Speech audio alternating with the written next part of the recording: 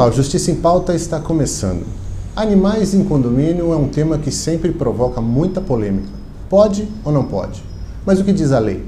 Para falar sobre esse assunto e também sobre questões gerais de condomínio, eu converso hoje com o especialista em direito imobiliário, Rodrigo Carpati. Tudo bem, Rodrigo? Tudo bom? Como vai, Neto? Tudo jóia, é um prazer recebê-lo aqui no programa. Prazer é meu. Bom, hoje em dia é muito comum os moradores terem animais nos condomínios. Mas o que diz a lei? Isso é permitido?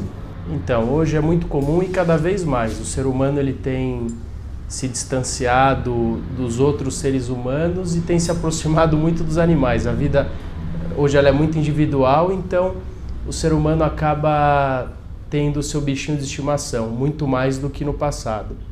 O bicho de estimação ele é um direito de todo cidadão dele ter o seu animal, contanto que ele não interfira no direito de propriedade de terceiros. Então, todo mundo pode ter um animal no seu condomínio, independente do que diz a convenção. A gente tem algumas convenções de condomínios que eles tentam restringir a locomoção de animais ou até mesmo o porte do animal, permitindo apenas animais pequenos. Mas o que deve ser considerado, Demetrios, é justamente o incômodo que o animal causa. Independente do tamanho dele, se ele causar incômodo, ele não tem local naquele condomínio. Que tipo de incômodo? Latidos intermitentes, ele fica circulando em áreas comuns do condomínio. Esse tipo de animal é um animal que é prejudicial ao condomínio, independente do tamanho dele. Entendi. Tá. Pode falar. Não, desculpa. A justiça, como é que ela lida com essa questão? Porque a gente sabe que sempre vai existir o cachorro que late muito, incomoda o vizinho. Como é que a justiça trata essa questão? Quando ela sai da alçada ali do próprio condomínio, da convenção do condomínio. Então, a justiça procura verificar, procura entender essa situação com o princípio da razoabilidade. O que é razoável naquele condomínio, naquela coletividade. Então, se um animal ele causa incômodo, ele traz transtorno, independente do tamanho desse animal, ele precisa ser removido, precisa ser retirado do local. Se o animal é um animal grande, que possa, ele está cumprindo, ele está vacinado, ele não causa incômodo, esse animal tem espaço dentro de um condomínio. Porém, muitos síndicos e muitas convenções procuram restringir que esse animal circule no condomínio. No meu ponto de vista, isso já passa a ser um abuso. Imagina uma senhora com 80 anos de idade sendo obrigada a levar o cachorrinho dela no colo.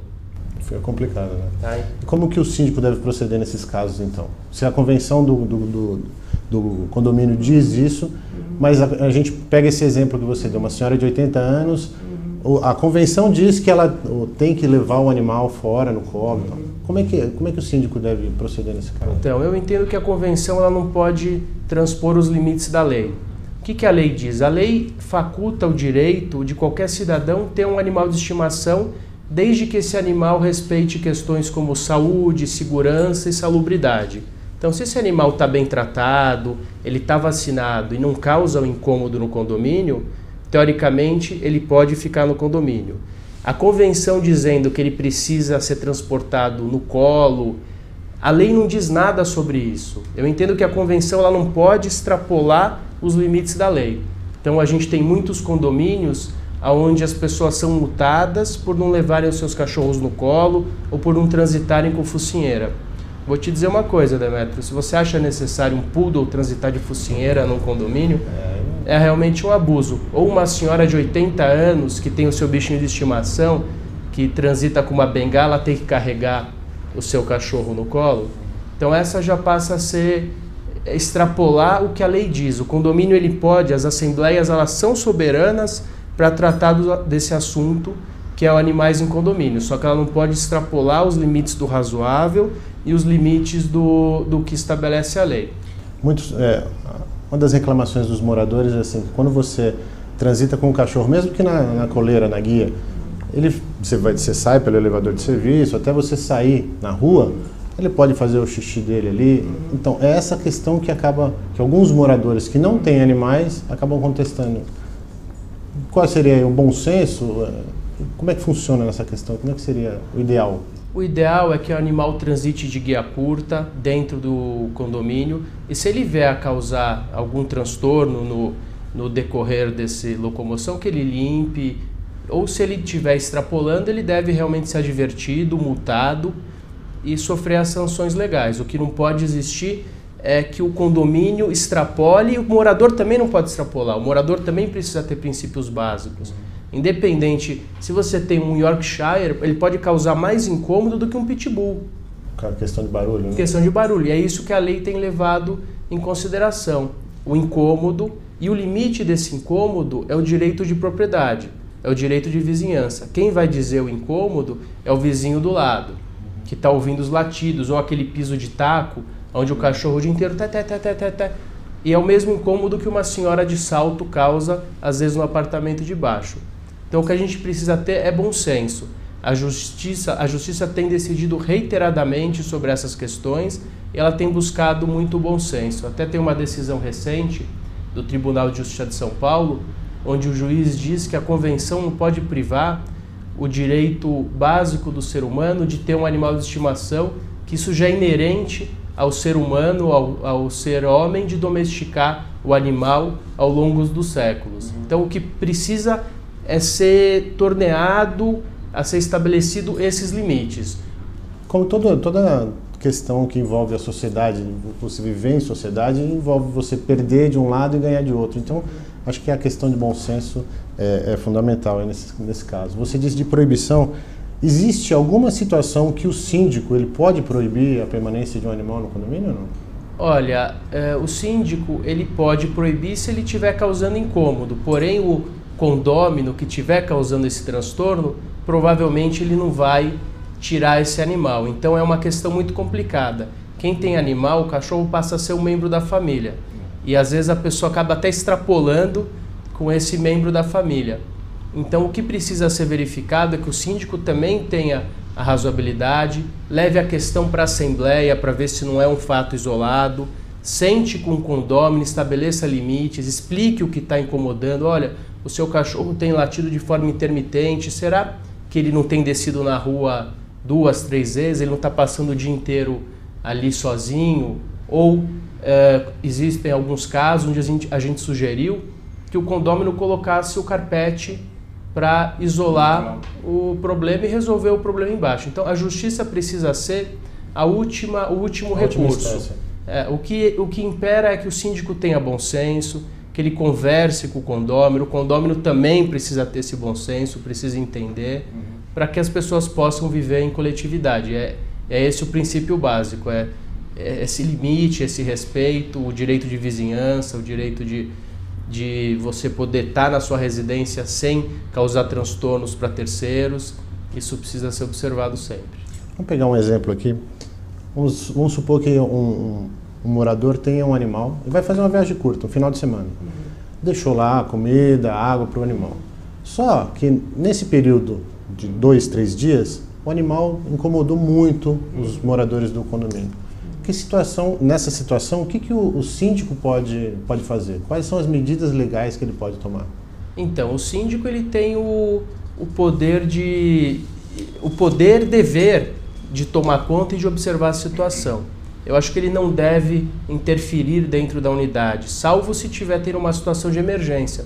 Um animal solto, sozinho, é que nem deixar uma criança, então ele não deve ser abandonado. É a mesma coisa que você deixar um idoso num apartamento. Se existir ali uma situação de emergência, que pode existir, o animal pode ter mordido o fio do telefone, pode ter caído, se machucado, como uma senhora de idade, como uma criança. Nesse caso, o síndico deve chamar a polícia, ou se for uma emergência, ele pode ingressar no apartamento juntamente com testemunhas para resolver a situação. O ideal, nesses casos, tanto da senhora quanto da criança e do cachorro, é que eles não sejam deixados no prédio um fim de semana. O cachorro precisa descer na rua, senão a gente tem outra questão, a questão da salubridade, da saúde. As fezes do cachorro, o xixi do cachorro podem trazer, inclusive, problemas para a saúde alheia. É o mesmo caso do condômino da cobertura que não trata a piscina. e daí a piscina começa a ter problemas, mosquitos, dengue, esse tipo de coisa. E aí provoca problema para todos os outros moradores. Todo mundo. O ideal é que, se você vai viajar, deixe o seu cachorro ou com alguém, com o seu vizinho, com o seu parente, ou, se não tiver opção, deixe ele num hotelzinho albergue. Nesse caso, o síndico pode adverti-lo, e se a situação for permanente, o síndico inclusive pode fazer um pedido na justiça para que o cachorro seja expulso do condomínio. Você disse expulsar o animal. Em casos extremos, existe a possibilidade do morador também ser expulso ou não? Olha, essa foi uma discussão muito grande do novo Código Civil, que entrou em vigência em 2003. Ele menciona a questão do condômino antissocial. Na minha opinião, ele não pode ser expulso. Ele pode ter restringido alguns acessos, ele pode ter restringido o seu direito de propriedade, não excluído. Tá? Então ele poderia ter uma decisão judicial onde ele não pudesse mais adentrar no condomínio face a todos os problemas que ele causou. Só que a propriedade permanece com ele, ele poderia alocar, ele perde o direito de morar, da posse, não da propriedade. E quais, assim, os proprietários de animais, quais são os cuidados que os proprietários devem ter para não provocar transtornos e gerar problemas futuros com os próprios moradores e síndicos? Então, o ideal é que o animal esteja sempre vacinado, ele frequente um veterinário pelo menos uma vez ao mês, a cada 2 meses. Existem vacinas, as pessoas desconhecem, mas tanto o cachorro, o gato, eles podem transmitir doenças para o ser humano. Tem a raiva, então ele precisa estar vacinado. Tá? Fora isso, ele precisa estar bem cuidado, ele precisa ser banhado pelo menos uma vez por semana ou a cada 10 dias. Senão, o incômodo pode não ser o barulho, pode ser o cheiro ruim. Você deixa... muita gente me pergunta, qual o limite? Quantos animais eu posso ter no condomínio? Depende. Um animal, um pitbull, um cachorro, um labrador num apartamento de 40 metros é demais. Agora, 3 Yorkshires num apartamento de 150 metros é razoável. Então, e a justiça tem decidido conforme o caso concreto. Isso é muito interessante. O limite é o que for razoável naquela coletividade. O limite é o bom senso, sempre. Sempre. Tá certo. Vou chamar um rápido intervalo. Na volta, a gente está falando até agora de condomínios, mas a gente sabe que tem muitos problemas também quem mora em casa. Na volta do intervalo, a gente vai falar um pouquinho sobre essa questão. O Justiça em Pauta vai para um rápido intervalo e a gente volta já já.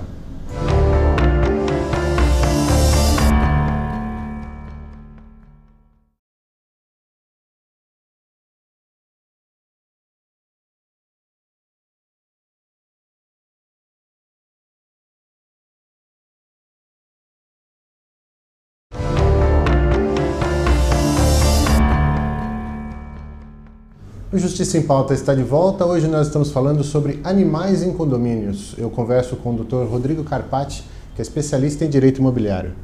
No bloco anterior eu deixei uma questão a respeito de quem mora em casa. Muitas vezes o animal também fica latindo constantemente e incomoda o vizinho do lado. Nesses casos, quais são os procedimentos que o dono do animal deve ter? Então, é o mesmo procedimento do condomínio. O dono do animal precisa ter o mesmo respeito à lei do silêncio, o limite desse direito é a mesma situação do condomínio, o incômodo na propriedade vizinha. Então, a partir do momento que o cachorro está incomodando, existe um direito alheio que está sendo incomodado, existe uma questão que precisa ser resolvida. A gente tem conhecimento, lógico, de muitos casos em que se extrapola esse bom senso e o vizinho acaba jogando um veneninho e acaba matando o animal. Nesses casos, lógico que deve constituir um crime, mas é tratado por que legislação? Criminal ou a do próprio imobiliário? Está previsto tanto no Código Penal quanto no Código Civil. Civilmente ele vai responder pelos danos causados a terceiros, o ressarcimento, o dano moral,